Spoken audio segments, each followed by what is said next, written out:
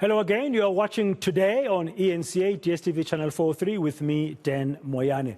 Now, the death of 4-year-old Bukabo Po has sparked a conversation around the safety of children in South Africa.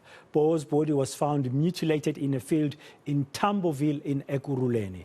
A 30-year-old man, Ntokozo Zikali, has been charged with the kidnapping, rape and murder of the 4-year-old little girl. Now, what could be making people kill children? What kind of society are we raising where children do not feel safe anywhere? Is there a need to tighten laws to deter these types of criminal actions? Well, these are just some of the questions that come into mind. Now, I'm joined by an expert panelist, of panelists who are going to be unpacking this. That's Patric Solomons, Director of Child Rights NGO Molo Songololo.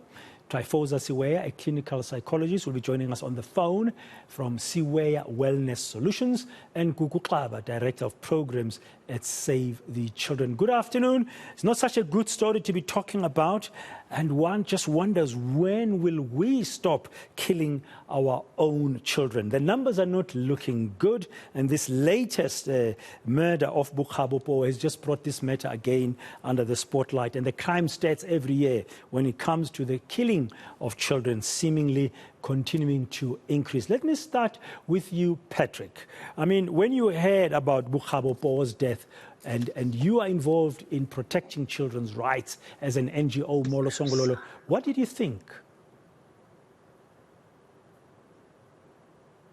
Hi, Patric. Okay, Gugu, can you hear me? Hi, Gugu. Hey, I can hear you now. Yeah, we seem to have a challenge there with the connection. Apologies for that. I wanted to get Patric Solomons' view first, but let me get yours, Gugu Xaba. You're Director of Programs at Save the Children. When you heard about the latest killing of a child, Bukabo Po in this case, in the East Rand, what did you think? Save the Children basically thought the problem is bigger than we usually think it is, because instead of us seeing a reduction in the number of murders, assaults, we are seeing an increase. Now, we have spoken about the fact that there should be more social mobilization and social justice, and it's not happening. So it means as a country, we need to see the problem as huge as Save the Children is seeing it. Yeah, and Patric, I'm told you are now okay with the connection. What thoughts went through your mind, Patric, when you heard about 4-year-old Bukabo Po's murder this week?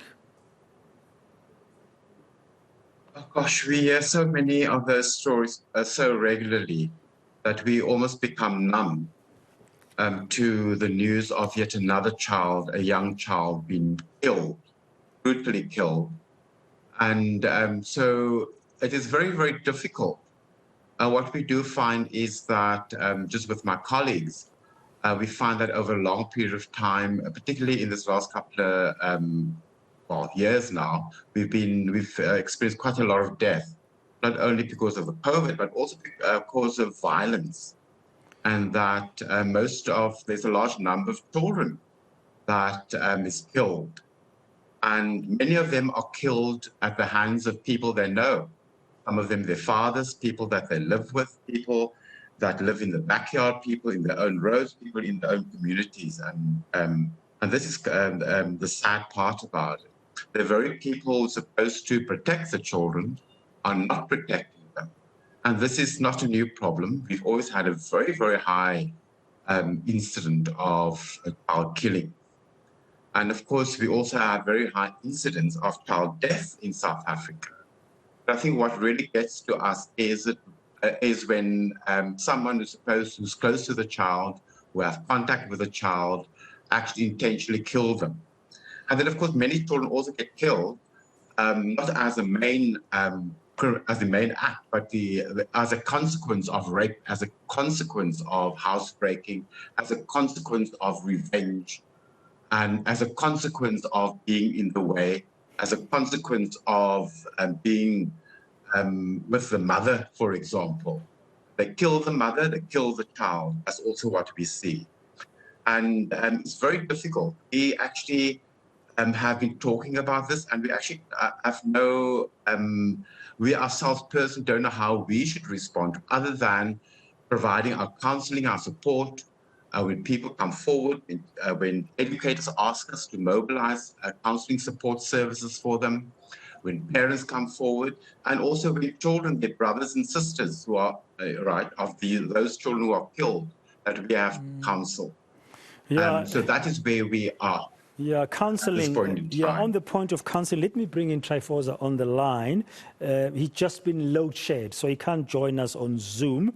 I mean, we are, after all, still in stage 4 of the blackouts, and stage 2 coming up at midnight, according to Eskom. Tryphosa, from a psychologist perspective, I mean, it must be a big challenge. I mean, when you hear about little kids being killed, and then we watched the scenes in court yesterday, the father of Bukhabo Po trying to jump over the police to try and attack the alleged killer of his 4-year-old little girl.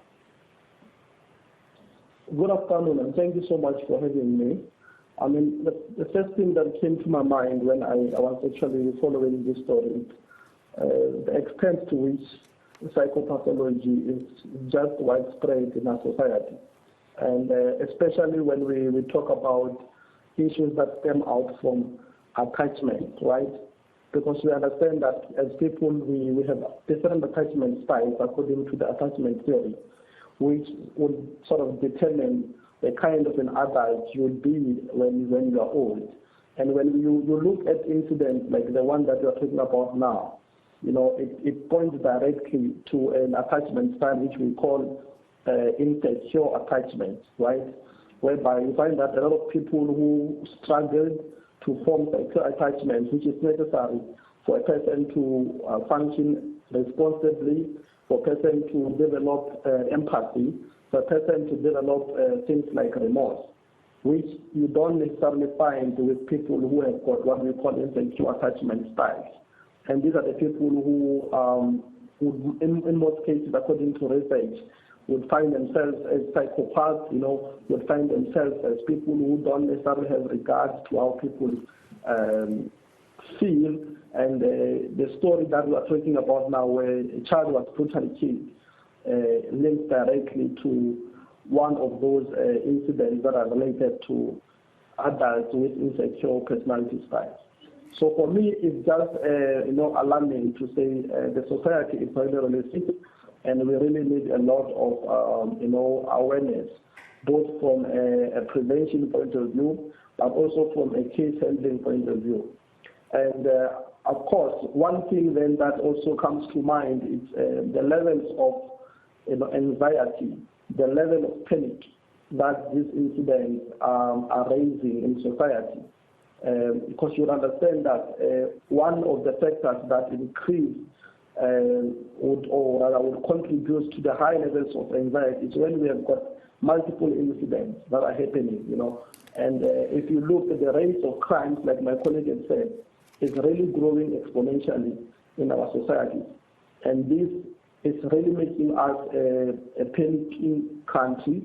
It's making us anxious, you know, it's making us feeling unsafe, even in environments, in facilities, in contexts, in situations where we're actually supposed to be even more safer. Yeah. So I mean, Patric, you say, when we hear of another death, it's like we've been numbed.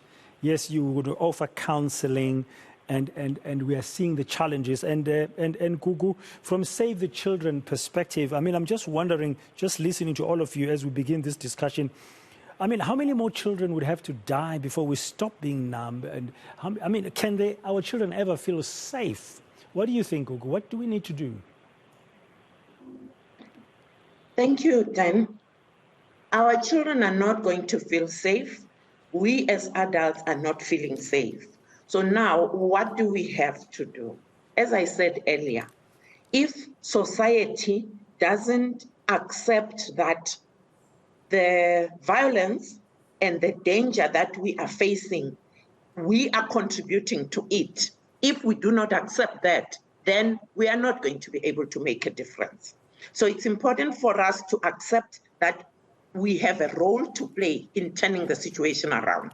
We need to have safety as part of our everyday conversations. Just like we talk about all the other things that we like, it's important that we talk about how do we prevent violence from occurring to our children and to ourselves, so that we can be able to then make a difference. And then the other thing is that our court system is also not helping us, because if you release a person who raped a child and put them on bail, and yet this is a person who's most likely to commit the same crime again, it means we're not making the difference that we would like to see in our own country. And then very high on the list, Save the Children is providing positive parenting to both mothers and fathers. Do they attend some of these sessions? Do they ask for the help that they need? And Ulana, the guy, the psychologist, spoke about lack of attachment of the parents, right?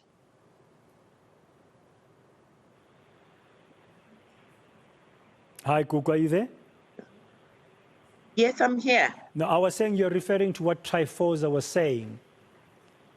Yes, I was referring to what Tryphosa was saying in terms of lack of attachment. It means the parents or the adults that are around the children need therapy. So one, we need to learn to ask for therapy. If not, the positive parenting classes are guiding on what kind of support you can get or how you can be responsive in parenting your child.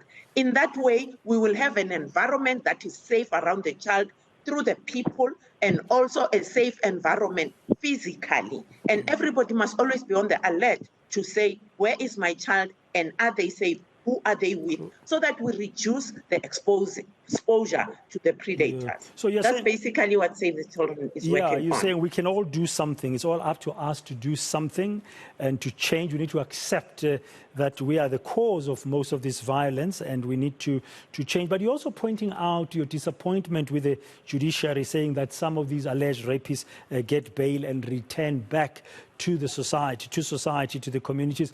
Is there a need to tighten laws, Patric, you think? Well, first and foremost, there's a need to actually implement the law. And there's a need for our law enforcement actually to arrest and to charge appropriately, and for our prosecuting authorities to prosecute effectively.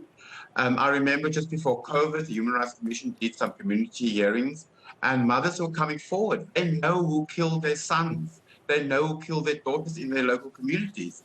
But those very criminals, those murderers, are still walking around in their communities. So there's a big problem that we have in terms of there's no proper consequence for people. And then, of course, also we're in a society that is very misogynist and we are brutalized.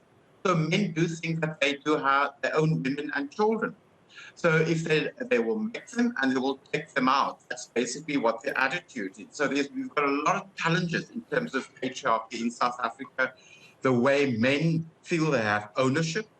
And then, of course, also, there's no real consequences for men. Nowadays, for example, someone can be prosecuted for murder, and in 5 years' time, 10 years' time, that person is out again. And often that person becomes a multiple murderer. The same thing we've seen with rape. And often what we do find is that, yes, we know it's very difficult to get the evidence together, but we do find that there is a lack of capacity by the police. And then, of course, also the big challenge that we have is the issue of corruption. Many communities report to the Human Rights Commission that the police are working with the criminals. Yes. How do they get that perspective of how police, so all these factors... So there's a multiple faceted problem that we are experiencing. Yeah, all these factors coming together, intersecting to contribute to the headache. Finally, Tryphosa, just a parting remarks from you. You heard Gugu saying there has to be therapy provided as well to the parents and people and mothers in order to build that attachment. Very briefly, I mean, how should we approach that as one of the things that we need to do in creating safety around children? I think we should look at parenting as a deliberate activity, with a direct or a desired end goal. Because the problem is that if you look at a lot of families in our society, there's still a lot of, barriers and a lot of insufficiencies in terms of parenting.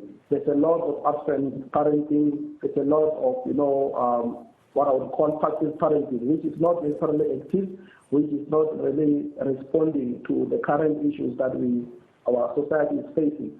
So I think there's a lot of work that needs to be done in terms of how kids are raised, and parents should bear in mind that if we don't necessarily make parenting a deliberate intention or activity, our kids are going to learn from the street, and by the time we realize that they've developed into psychopaths, or we were not there for them and they've developed into sexual assessment side, it may be a bit too late.